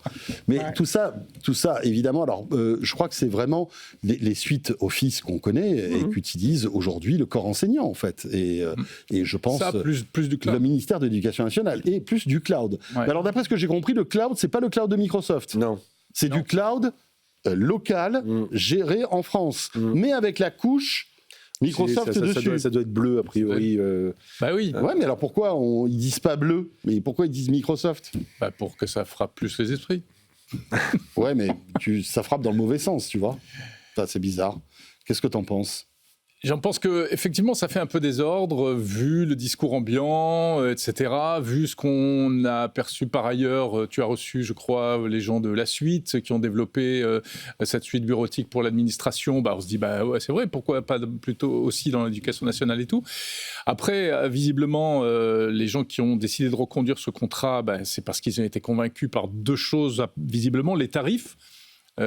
Qui doivent être particulièrement attractifs, et puis la continuité de service, parce que changer de système, changer de suite bureautique, ça veut dire une migration à l'échelle de l'éducation nationale, ça doit être un chantier qui doit coûter un certain prix, et avec pas mal d'arrachage de cheveux, je pense. Donc ils jouent la tranquillité, et Microsoft s'est vautré là-dessus et là-dedans. Ils auraient eu tort de ne pas en profiter. Donc d'un côté, c'est pas bien, d'un autre côté, je pense qu'il faudrait pas que cette histoire de souveraineté et de quai de la souveraineté, ça nous fasse tomber vers des postures qui ne sont plus que des postures. Et qu'on soit finalement le bien, le mal, dès qu'il y a du Microsoft, c'est pas bien, etc. Comme les autres, comme Google, comme Amazon, ils font énormément d'efforts pour essayer d'être respectables en essayant de couper un peu les ponts avec les États-Unis à travers Bleu et autres. Apparemment, je ne suis pas dans les petits papiers, mais il semblerait que des DSI se laissent convaincre et des administrations. Donc je pense que c'est pas tout blanc ou tout noir, ce truc-là. Ouais. Damien? Alors toi, en plus, t'es un peu de la partie, là. Oui, sur la partie éducation, effectivement, t'as raison. Le point important, c'est l'éducation nationale. Ça, autrement dit, c'est le poids de la machine. Et donc, tu as une logique de lock-in. C'est-à-dire, en gros, est-ce qu'il faut vraiment faire l'effort de tout changer ou est-ce que, quelque part, c'est pas si mal que ça? Quand tu regardes l'immensité de la montagne à devoir gravir pour tout changer, tu te dis que finalement, on n'est peut-être pas si mal que ça. Oui, ça pose la question du sujet de la souveraineté qui est actuellement en cours. À mon sens, est-ce à dire que c'est moins dangereux? Enfin, est-ce qu'on peut comparer les données de santé avec les données de l'éducation nationale? Je ne sais pas, mais effectivement, je trouve plus intéressant d'avoir un combat sur le fait de devoir changer les données de santé de Microsoft vers un hébergement différent que peut-être se dire est-ce que c'est vraiment si grave que ça pour l'éducation nationale? Ça prouve une chose, à mon sens, c'est la complexité à devoir changer un système quand il est installé. Et ça, c'est pas facile. Je veux dire, la défense aussi française fonctionne sur Windows, hormis la gendarmerie qui a fait le choix à l'époque d'être sur Linux. Donc c'est quelque chose qui est complexe. Par contre, le fisc est en open source, j'ai appris ça aujourd'hui, n'est pas sur Microsoft et n'a jamais pensé y être. Pour eux, c'était absolument... ça aurait été aberrant de mettre toutes nos données fiscales chez un acteur américain. Comme quoi, tant mieux. Ouais. Pour l'éducation, il n'y a pas de problème. Pour l'éducation, il n'y a pas de problème. Ah, mais bon, il y a la question c'est vrai qu'après, il peut y avoir la question de se dire les économies qui peuvent être liées à ça. Mais aujourd'hui, c'est une tellement grosse machine qu'à mon sens, oui, le choix était quasiment joué. Ouais. C'est-à-dire que là, on est vraiment coincé. Bruno? Ouais, ben, vous l'avez dit au début, hein, je pense que, en tout cas, en ce qui me concerne, et là, je le dis d'un point de vue de Canadien qui a un voisin qui qui nous posent les mêmes problèmes qu'ils sont en train de vous poser. Il y a l'outil que Microsoft propose à l'Éducation nationale, mais il y a aussi, puis vous l'avez mentionné au début, et c'est là-dessus que je veux revenir, sur la sauvegarde des données, sur l'info nuagique. Et donc, toutes ces données-là qui sont stockées à quelque part, ils sont stockés sur une solution qui est de chez vous, qui est de votre territoire. Et ça, je pense que c'est la bonne nouvelle. Donc, je pense que l'Éducation nationale a pesé le pour et le contre. Alors, ils se sont dit, on garde les mêmes outils parce qu'on arrive à avoir une bonne proposition. Mais de l'autre côté, on s'assure de sauvegarder toute cette information-là qui est le nerf de la guerre sur des outils ou des services qui sont sur votre territoire. Et ça, je pense que c'est la bonne nouvelle. En tout cas, coup de chapeau aux représentants de Microsoft qui a réussi à faire passer ça parce qu'il y a dû avoir des bouteilles de champagne qui ont sauté dans leur bureau. Pendant 4 ans, on est cool, les gars. On y va. Allez, c'est parti. Microsoft qui en profite pour licencier pas mal de monde d'ailleurs en France. Je ne sais pas si vous avez suivi là-dessus. Il y a pas mal de grabuges en ce moment. Ils vont quitter d'ailleurs leur siège mythique qui est juste à côté des locaux de ici les Moulineaux. RMC BFM, juste à côté là, ici les Moulineaux. Allez, on change de sujet avec le Quantique et la première licorne française du Quantique, Pascal, qui prépare son introduction en bourse, qui doit valoriser cette start-up, enfin qui est presque plus une start-up, 2 milliards de dollars. Ça va se faire sur le Nasdaq dans un premier temps. La start-up française a fait un sacré bout de chemin depuis sa création en 2019 par le Nobel de physique Alain Aspect. Paul Waller nous explique tout ça. Pascal a déjà à son tour de table des actionnaires prestigieux, le fonds souverain de Singapour Temasek, le fonds de Saoudi Aramco, Isaïe mais aussi le coréen LG. Avec ses ordinateurs basés sur la technologie des atomes neutres, la start-up a un avenir prometteur dans le secteur selon l'analyste John Plassard. C'est une approche qui est considérée par plusieurs chercheurs comme l'une des plus prometteuse pour construire des machines quantiques à grande échelle. Et on rappelle ici que l'informatique quantique pourrait transformer de nombreux secteurs, notamment la chimie, la recherche pharmaceutique, la logistique, la finance ou là encore la cybersécurité. Et on est très content qu'une entreprise française arrive sur le Nasdaq. Une arrivée prévue au second semestre. La procédure sera simplifiée puisque Pascal va être absorbé par ce qu'on appelle un SPAC, c'est-à-dire un véhicule boursier déjà coté depuis janvier, en l'occurrence mais vide. L'opération doit lui apporter une nouvelle tranche d'argent frais à hauteur de 170 millions d'euros. Des fonds qui seront investis dans des infrastructures en France, notamment pour accélérer dans la R&D et renforcer les capacités industrielles à Palaiseau. Prochaine étape boursière en France cette fois, puisque Pascal vise une double cotation et espère s'introduire à Paris dans un second temps. Voilà. Génial. Belle perspective pour Pascal. Alors, c'est l'une des pépites du quantique en France. On en a d'autres. Bien sûr, on a alors attendez, ça va me revenir. Je me souviens jamais non plus. Il y a Alice et Bob. Alice et Bob. Il y en a une autre aussi qui est hyper connue. Je vais vous la trouver pendant qu'on va disserter là-dessus. Mais en tout cas, ça prouve que on a un vrai savoir-faire dans le quantique. Oui. Que ça se rapproche. Vous savez que c'est une technologie qui est au long cours, le quantique. C'est vraiment quelque chose sur des années, voire des dizaines d'années avant qu'on arrive à avoir quelque chose de vraiment probant et de disruptif, comme on dit. Je crois. Mais ce qui est intéressant, ce qui était dit dans le reportage, c'est que le quantique, on est complètement à la préhistoire et il y a plusieurs technologies en concurrence qui n'ont rien à voir les unes avec les autres. Quand on dit un ordinateur quantique, en fait, il y a 4 ou 5 types d'ordinateurs quantiques qui sont aussi différents qu'une Harley-Davidson et un vélo ou une 2 chevaux. Et Pascal a choisi une voie qui est celle qui a été initiée par Alain Aspect, effectivement, qui apparemment est assez prometteuse. Donc c'est quand même une très très bonne nouvelle, ça. Damien ? Oui, pour revenir à ce que tu disais, effectivement, les Américains utilisent plutôt les supraconducteurs, donc en gros, on va dire de la manipulation avec des températures très froides, alors que le laser, là, la techno de l'atome neutre, c'est plus optique. C'est plus optique et avec une température qui est quasiment ambiante et qui manifestement est plus prometteuse dans tous les cas de figure, comme tu le disais, avec plusieurs choix. Moi, je trouve ça génial. Je trouve ça génial parce que ça montre un truc quand même tout bête. Allez, on va être un peu chauvin, désolé, Bruno, mais on a de bons mathématiciens quand même, et de bons ingénieurs entre l'IA et le quantique. Et là, je pense vraiment... Là, c'est les physiciens. Les physiciens. Oui. mathématicien, et physicien, une bonne école, on va dire, scientifique, française. Et je trouve qu'on n'est pas mauvais là-dedans. Et ça fait plaisir quand même. Alors, comme on est des gens qui adorons nous faire mal, des fois, ça peut être sympa aussi de dire qu'on n'est pas mauvais. Donc, sur ce terrain de jeu, je pense qu'on n'est vraiment pas mauvais. Alors, on a Pascal, je le disais, on a Alice et Bob, on a Candela. Candela, voilà. Et Kobli Avec un Q. aussi, qui est une start-up très prometteuse. Bruno, ton point de vue sur cette arrivée en bourse de Pascal? Il est super jaloux. Pas nécessairement, parce que chez nous, on est bien doté en quantique, mais d'avoir un joueur européen qui est français de surplus, qui vient dans le paysage, c'est une bonne nouvelle. Parce qu'à l'heure actuelle, les gros joueurs, c'est qui? C'est Google, c'est IBM. Et puis, encore là, il faut avoir des alternatives. Et ça, c'est une bonne nouvelle. Après, il faut savoir d'où va venir le financement. Nasdaq, ça veut dire qu'il va y avoir des portefeuilles d'un peu partout qui vont arriver. Ouais. Ça sera quoi leur poids sur les décisions qui seront faites par la suite? Ouais. Ça, c'est l'histoire qui va nous le dire. Et ça, pour aller dans ton sens, Bruno, ça prouve quand même un truc, c'est qu'autant on peut être super content de se dire qu'on a cette techno et qu'on sait faire. Par contre, niveau financement, c'est toujours pas ça au niveau européen, parce qu'en fait, on est obligé d'aller aux États-Unis pour se financer.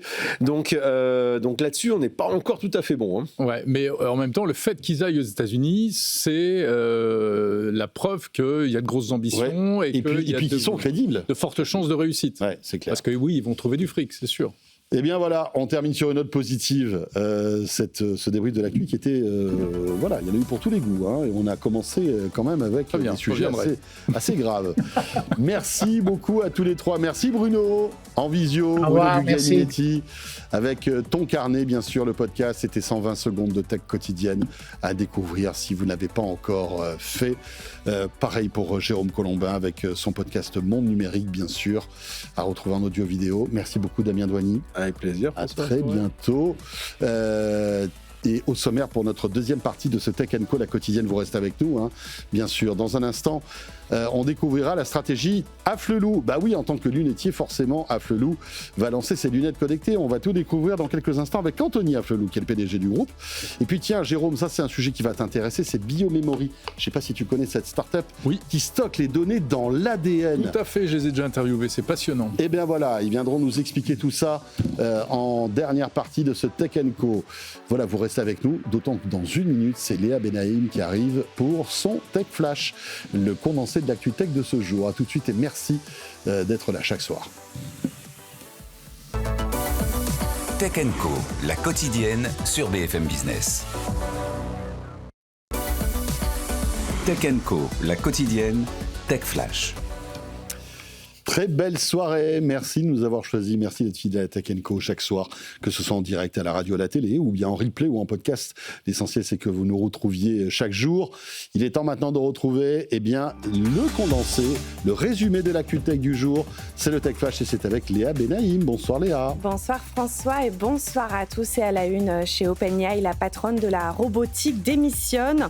En cause, le contrat que l'entreprise a signé avec le Pentagone, un départ qui témoigne des inquiétudes autour de cet accord que même son principal concurrent Anthropic a refusé. Face à la polémique, OpenAI a tenté de rassurer en affirmant que son contrat exclut totalement l'utilisation de son IA pour des armes autonomes ou pour de la surveillance de masse. Toujours aux États-Unis, la Cour suprême a tranché au sujet des créations générées par IA. Pas d'humain, pas de droit d'auteur. Concrètement, les œuvres comme les dessins, chansons, livres ou même jeux vidéo qui seront exclusivement générés par IA ne peuvent pas être protégés par des droits d'auteur. Une décision lourde de conséquences car désormais, ces contenus deviennent libres d'utilisation.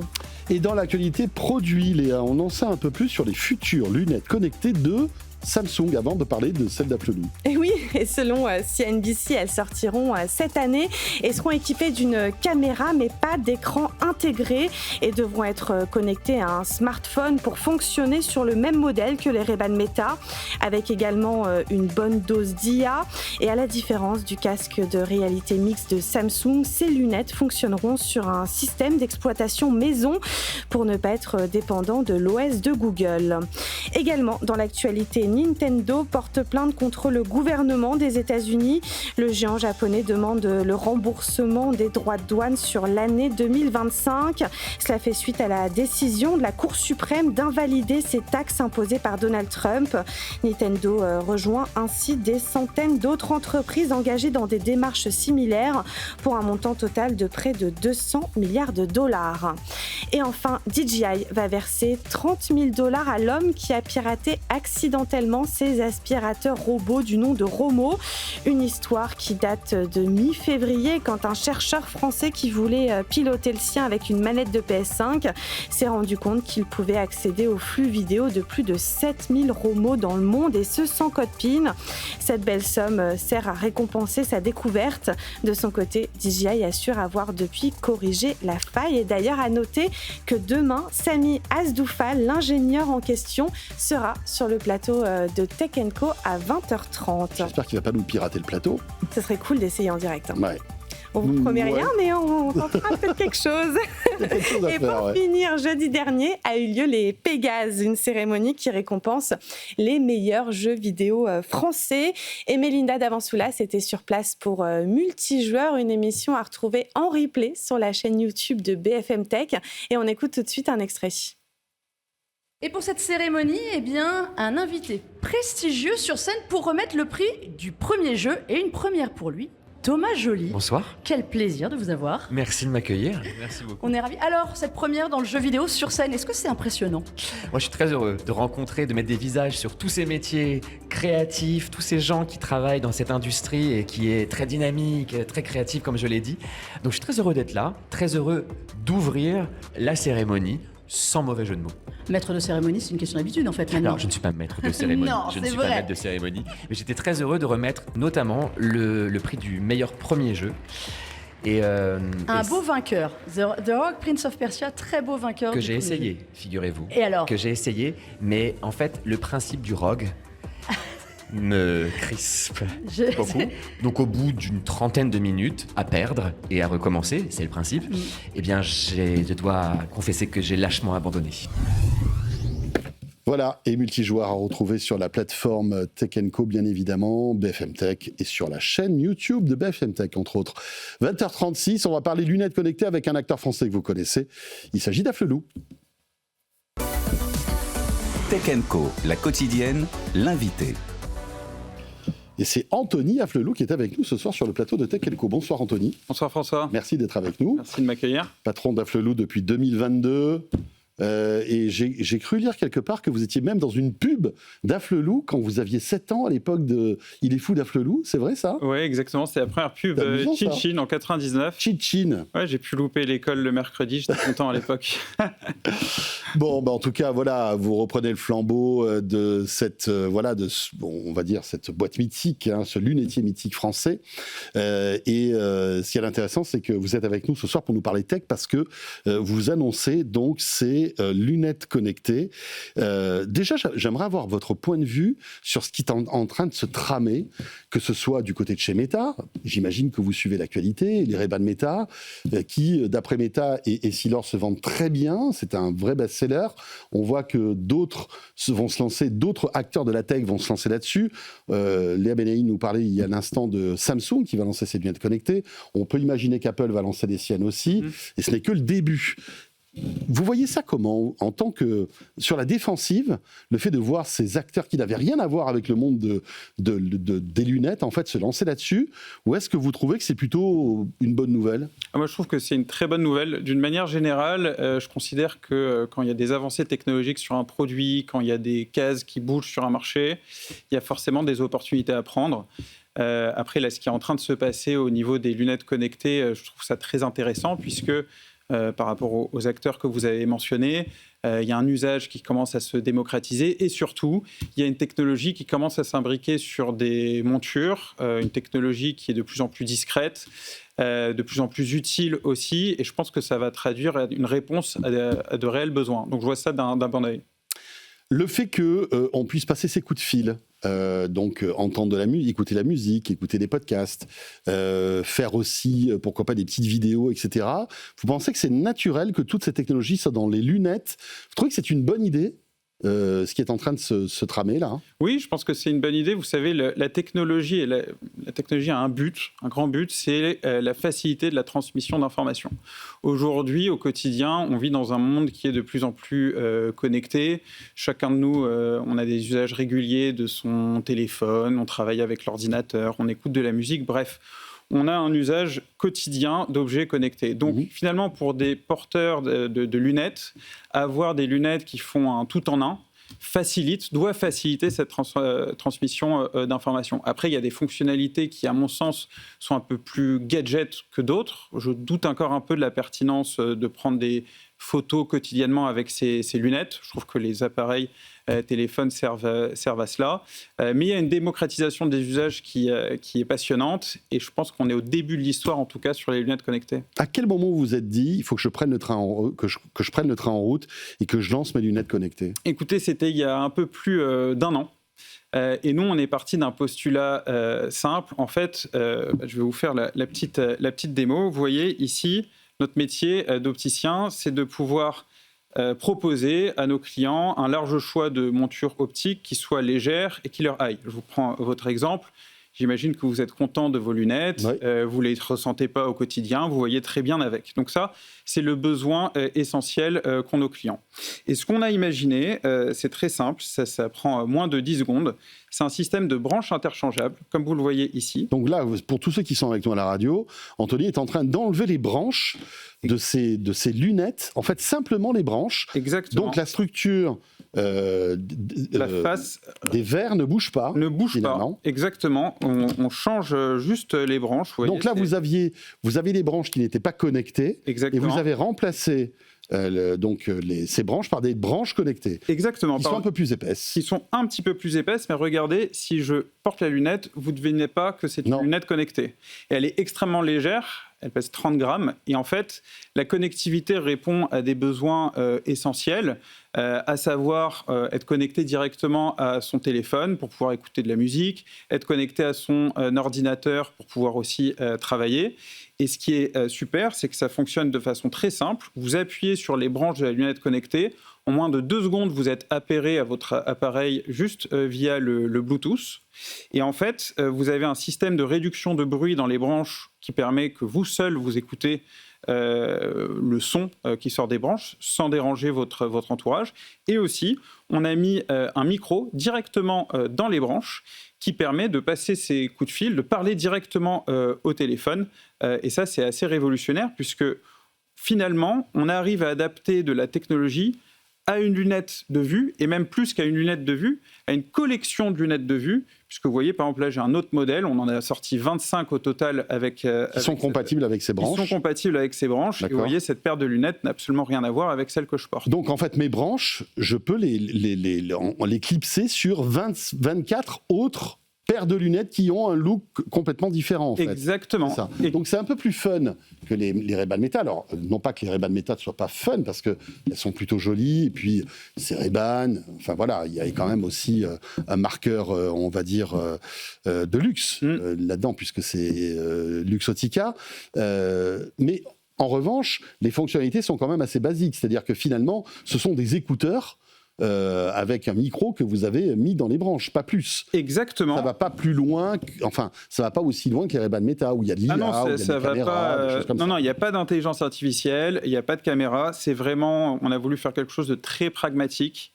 Vous savez, on considère qu'au niveau des lunettes, la technologie, 90% de ce qu'utilisent les gens, ça tourne autour du son.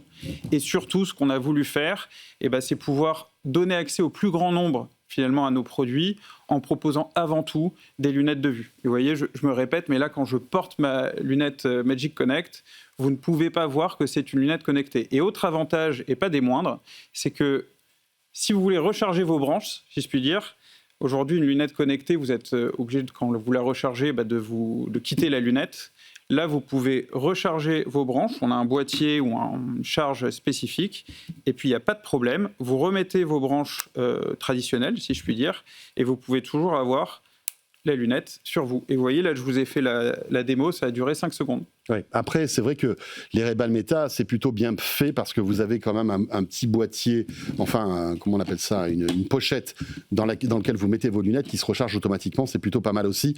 Là, le petit reproche, si je puis me permettre, c'est qu'à chaque fois, il faut enlever les branches pour les recharger et les remettre à chaque fois, quoi. Mais vous gardez les lunettes sur vous. Mais on garde les lunettes sur nous. Exactement. Ça, c'est la première. Est-ce que c'est le début d'une histoire de la lunette connectée qui commence chez Afflelou ? Vous allez voir un peu ce qui se passe là avec ce système ? Oui, on va voir ce qui se passe. Nous, vraiment, notre conviction, c'est de comprendre les besoins de nos clients, de trouver une nouvelle réponse, si possible d'innover, que cette réponse, on soit les seuls à l'avoir. Et notre produit, c'est une innovation exclusive. L'autre avantage que je vois, c'est que quand on sortira d'autres paires de branches avec d'autres fonctionnalités, nos clients n'auront pas à acheter tout un nouvel équipement, mais ils pourront juste adapter la paire de branches nouvelles à leur équipement actuel. Et je pense aussi que dans les magasins d'optique, nous aurons demain des coins de lunettes connectées très spécifiques et dans lesquels on aura plusieurs lunettes. Vous voyez, vous parlez de la Ray-Ban Meta et comme d'autres produits.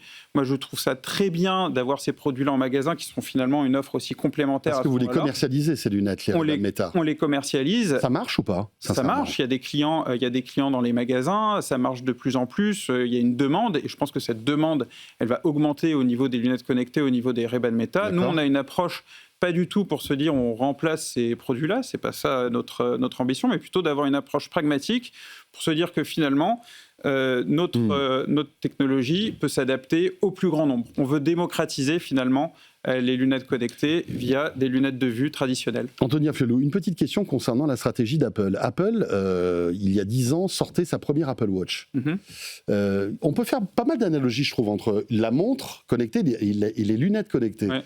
Apple a complètement cassé le marché de la montre et aujourd'hui c'est le premier vendeur de montres et d'ailleurs les montres connectées Apple vous ne pouvez les acheter que dans des Apple Store. On peut imaginer que les lunettes d'Apple ne seront vendues que dans des Apple Store. Vous n'avez pas peur de vous retrouver peut-être un peu isolé par rapport à ces boîtes de tech qui font tout en fait, qui n'ont même plus besoin de vous pour vendre leurs produits? En tout cas pour certains. Non, vraiment, moi j'y vois l'opportunité de me dire que si demain des géants de la tech démocratisent des usages nouveaux sur des lunettes, ça doit être une opportunité pour les opticiens d'intégrer ces usages, comme on est en train de le faire là, à des produits d'opticiens.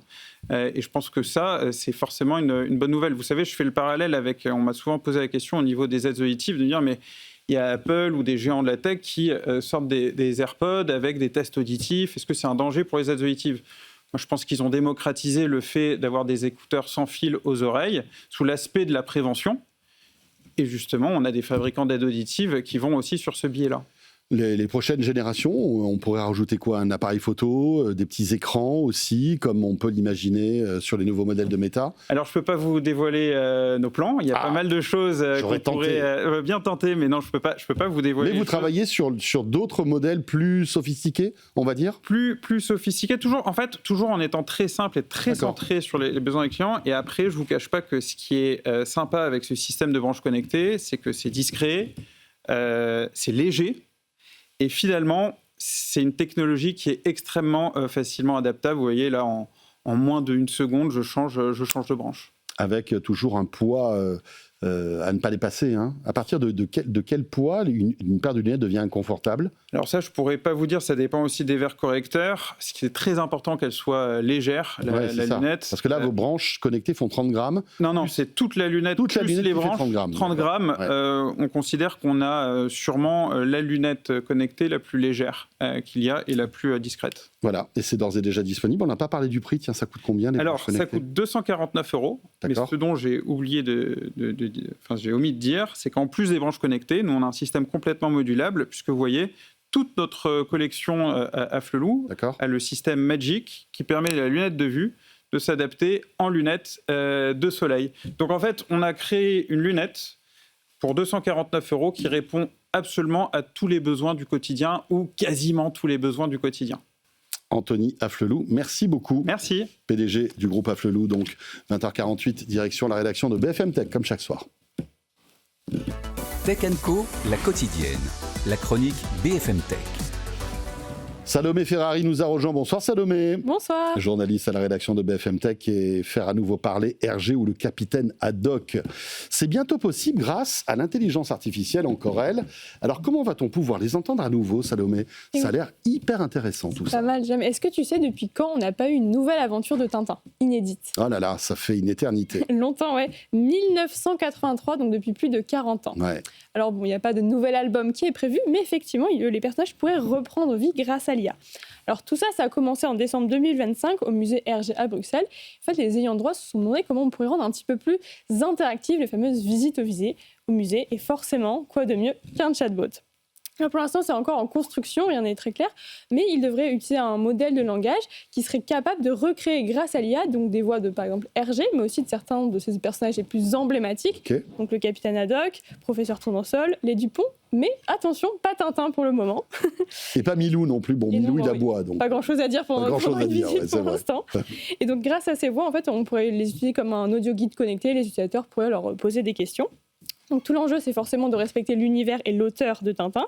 Alors pour ça, le modèle de langage qui va s'appuyer soit sur ChatGPT, soit sur Claude ou même sur Gemini sera en circuit fermé. Il va s'entraîner uniquement à partir des œuvres de l'auteur, mais aussi des différentes interviews auxquelles RG a répondu. L'objectif, c'est de ne pas faire dire à RG ou au capitaine Haddock des choses qu'ils n'auraient pas dit ou qu'ils n'ont pas dites. Et oui, les ayants droit sont très regardants sur ce genre de choses. Seul leak, l'entraînement d'une telle intelligence artificielle, même si elle n'a pas prévu pour un usage commercial, nécessite les accords d'auteurs et surtout des gens qui ont interviewé RG. Donc il va falloir beaucoup de négociations. Et quand est-ce que ce fameux chatbot pourrait-il être disponible, Salomé ? Tu l'auras compris, il faudra encore un petit peu de temps, parce que le temps de recueillir tous les accords, de trouver les développeurs, de créer un modèle économique, on aura à peu près 2 ans de création de modèle. Et l'idée, ce serait vraiment de sortir ce chatbot avant janvier 2029, parce que qu'est-ce qu'il y a ? Le centenaire de Tintin. Le centenaire de Tintin. Et une fois que le chatbot sera prêt, les ayants droit ne s'interdisent rien, donc on l'aura forcément au musée RG. Il pourrait être disponible sur d'autres expositions temporaires, itinérantes, etc. Et même, pourquoi pas, sortir de sa case d'audioguide. Parfait, merci beaucoup Salomé, journaliste à BFM Tech, donc pour l'IA qui arrive, en tout cas dans le monde de la bande dessinée, et Tintin et RG. Merci beaucoup. Il est 20h51 pour terminer ce Tech & Co, la quotidienne. On va parler stockage de données, mais vous allez voir sur un support que vous ne connaissez sans doute pas, il s'agit de l'ADN. On en parle tout de suite avec mon invité. Tech & Co, la quotidienne, la start-up. Erfan Arwani nous a rejoint sur ce plateau. Bonsoir Erfan. Bonsoir. Vous êtes le PDG, le cofondateur donc de BioMemory, start-up qui a été fondée en 2021, issue de nombreuses années de recherche menées à Sorbonne Université et dans les laboratoires nationaux français du CNRS. On parle de stockage avec vous. Alors le stockage qui... avec les explosions des usages numériques, explose lui aussi. Il y a des stockages assez étonnants. Je crois qu'il y a maintenant du stockage sur verre. J'ai cru entendre ça du côté de chez Google, qui arrive à stocker énormément de données sur du verre, en fait. Mais alors, c'est vraiment spécifique pour eux. Vous travaillez sur un autre support, c'est l'ADN. C'est ça ? Oui, effectivement. Alors, c'est pas Google, c'est Microsoft. C'est Microsoft. Nos amis de Microsoft, avec Karen Strauss notamment. Mais effectivement, nous utilisons comme support l'ADN, puisque nous pensons que le support sur verre est un support intermédiaire, utile. En technologie, on aime bien avoir plusieurs choix possibles. Mais l'ADN, a priori, est le choix ultime. Alors, l'ADN... Rappelez-nous ce que c'est. On en entend beaucoup parler en ce moment, surtout dans tout ce qui touche à la police et la justice et, on va dire, le fait de la résolution de certaines enquêtes, etc. Quel rapport entre l'ADN et le stockage de données ? L'ADN, c'est le plus vieux support de stockage de la vie, tout simplement. Il a 4 milliards d'années. C'est un polymère, donc une répétition de monomères, les fameuses 4 lettres A, T, G, C. Et très tôt, on a su que ça serait un support de stockage, avant même l'invention des transistors. Ah bon ? Oui. Mais qui avait eu cette idée ? C'est à la fin des années 50 qu'on a découvert l'ADN. Un physicien très célèbre qui s'appelle Richard Feynman, prix Nobel, a émis l'idée que l'ADN pourrait être un excellent support de stockage. Et on lui donne raison aujourd'hui. C'est dingue. Mais donc, l'ADN stocke quoi, en fait ? L'ADN humain, qu'est-ce qu'il stocke comme données ? Alors l'ADN humain, nous on ne traite pas du tout des sujets de la vie, mais l'ADN humain stocke le génome. Donc c'est pas du tout numérique, c'est pas indexé, c'est très compliqué. Il y a pas mal d'erreurs qui se corrigent, mais la vie est faite d'erreurs. Alors qu'en informatique, nous, ce qu'on veut, c'est éviter les erreurs. Et bien sûr. Donc, on s'est réapproprié ce polymère, on a supprimé tout ce qui était vivant et on lui fait faire beaucoup moins d'erreurs. Et donc, vous arrivez à stocker aujourd'hui de la donnée sur de l'ADN entraîné pour ça, en fait, conçu pour ça. Oui, et nous sommes même la première entreprise sur la planète à qualifier un process du début à la fin pour ce stockage. C'est-à-dire, c'est l'étape ultime avant la commercialisation et la confiance des clients. Donc, vous êtes à 2 doigts de commercialiser votre solution. Tout à fait. Ça oui. Alors, bon, au-delà du fait de se dire, on est vraiment dans la science-fiction, le fait de pouvoir stocker des données numériques sur l'ADN, on n'a pas parlé des avantages, en fait. Enfin, vous l'avez brièvement évoqué parce que tout à l'heure, vous disiez que dans l'ADN humain, il y a énormément de données. Et c'est ça qui est intéressant, c'est que, en fait, dans cet infiniment petit, on peut stocker infiniment de données. Alors, infiniment, c'est... Pas infiniment, mais énormément de données. Je vais vous répondre quand même avec une réponse d'ingénieur et de scientifique. Non, et les ingénieurs n'aiment pas beaucoup l'infini, en fait. C'est une donnée vague. Ouais, c'est ça. De manière théorique, on peut stocker 215 pétaoctets par gramme d'ADN. Et un gramme d'ADN, vous ne le voyez pas, c'est trop petit. 215 pétaoctets. Oui. Rappelons qu'un pétaoctet, c'est combien de gigas? 1000? Alors, dans un péta, vous mettez 1000 téras environ. 1000 téras, vous dans un téra, 1000 gigas. Vous voyez, ça fait 1 million de fois. 1000 téraoctets pour un pétaoctet. Autant vous dire que là, des photos de famille, vous pouvez en stocker avant qu'il y ait un problème de stockage, il n'y a pas de souci. Ça veut dire quoi? Ça veut dire qu'en fait, ce que vous êtes en train de mettre en place, c'est du stockage, des données de stockage qui sont énormes dans l'infiniment petit, c'est ça? Oui, mais ce n'est pas le plus grand avantage. Pas du tout. Déjà, il est pas mal. Le foncier, c'est intéressant, c'est sûr. Quand on construit beaucoup de data centers, ça serait mieux qu'il soit plus petit. Non, l'avantage réel, sur un problème qui est très peu exposé, c'est que dans les data centers, l'électronique, ça ne tient pas. Ça se remplace très régulièrement, en particulier les disques durs et les mémoires flash. On appelle ça la remasterisation. Tous les jours, dans le monde, on ne recycle pas, on détruit 1 million de disques durs. Oui, parce que les disques durs, au bout d'un moment, au bout d'un certain nombre d'heures, s'abîment. On le sait, on a tous eu des disques durs qui un jour ont pété. Alors, le SSD, en tout cas la mémoire flash, dure un petit peu plus longtemps. Non, c'est même moins longtemps. Non. Ah, ça, c'était un des plus gros problèmes. Le SSD a été inventé dans les années 80. Ouais. Il a fallu presque 30 ans pour le fiabiliser. OK. Alors, l'avantage de l'ADN... Il est un petit peu plus robuste, on va dire, le SSD, par rapport à un disque dur traditionnel. Il est moins robuste sur la durée, il est un peu plus robuste mécaniquement. Mais il ne dure pas. Si vous le déconnectez... c'est pas bon. Quelques dizaines de jours, ça peut poser de graves problèmes. D'accord. Alors maintenant, si on revient sur l'ADN, on va pouvoir aller à 150 ans. Au lieu de 3 ans, c'est mieux. Parce que ça ne vieillit pas? Alors, pareil, je vais vous faire une réponse d'ingénieur. Si, ça vieillit, mais ça vieillit plus lentement. Beaucoup plus lentement. Et là, mais comment vous avez le recul sur 150 ans? Parce que vous ne les faites pas, excusez-moi, mais franchement... Alors j'ai 50 ans, mais je n'ai pas travaillé sur ce sujet quand je suis né. Non. Beaucoup de choses. Alors, déjà, il y a les littératures qui parlent énormément de l'ADN, et on a déjà fait vieillir depuis très longtemps de l'ADN. Et puis, il y a des simulations qu'on peut faire. Donc ça, c'est aussi un secret chez Biomemory. C'est comment on va qualifier du vieillissement sur 50, 100, 150 ans, pas seulement sur l'ADN, mais l'ADN et tout le processus qu'il y a autour. Mais ça ressemblerait à quoi, en fait, un stockage dans l'ADN? C'est une petite boîte? C'est quoi, en fait? Oui, ça va ressembler à une carte bancaire. Comment on le matérialise? Alors, on le matérialise comme on veut. Il faut préserver la molécule d'ADN des 3 facteurs de dégradation usuels, la lumière, l'eau et l'air. On fait comme les disques durs, on entoure l'ADN de quelque chose. D'accord. Chez nous, on l'a appelé la DNA card, en référence à la carte bancaire, que les Français ont inventée aussi. D'accord. Et ce monde-là est très intéressant. Le monde de la carte bancaire, il a déjà tout inventé, tous les robots. Donc on réutilise les robots du monde bancaire. Donc vous allez stocker quelques brins d'ADN, enfin je ne sais pas d'ailleurs si c'est des brins qu'on dit, comment ça? Tout à fait, c'est des brins, des doubles brins. d'ADN, d'accord. Ouais. Dans une carte bancaire, enfin dans un support qui ressemblera à une carte bancaire. Oui. Et on pourrait stocker combien dans cette carte bancaire? Alors nous, on vise 1 péta par carte bancaire. Ok, donc 1000 téras, rappelons-le. Exactement, et on compte mettre des librairies d'environ 1000 cartes par système. Un système, ça fait un demi-mètre de large, c'est un gros frigo. Ce qui pourrait nous faire grimper la capacité à 1 hexa par système. Donc 1 hexa, c'est pas mal. Et 8 hexas pour YouTube. Après, quand on parle beaucoup de disques durs, etc., on parle de la rapidité d'écriture, de lecture, etc. C'est performant l'ADN dans ce domaine-là ou pas ? Non, c'est extrêmement lent.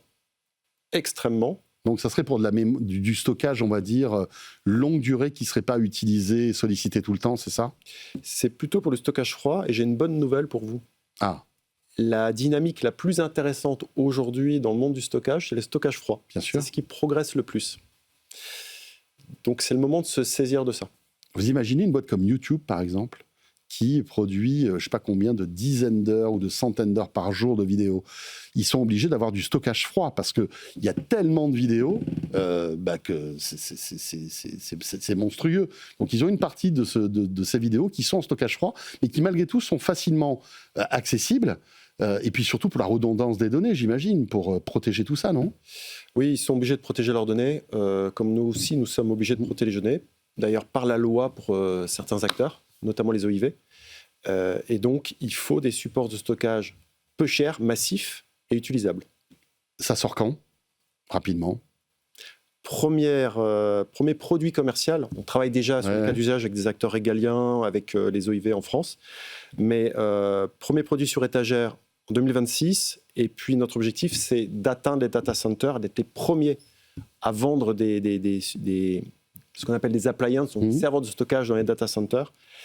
Si possible en 2030, peut-être 2031.